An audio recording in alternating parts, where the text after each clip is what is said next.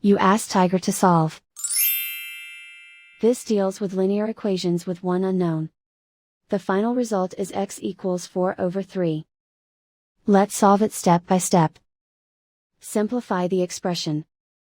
Expand the parentheses. Simplify the arithmetic. Group like terms.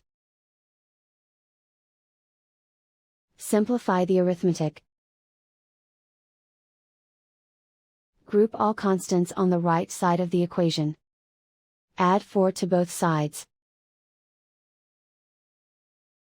Simplify the arithmetic.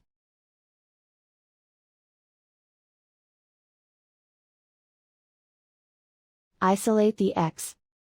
Divide both sides by 3. Simplify the fraction. And so the final result is x equals 4/3.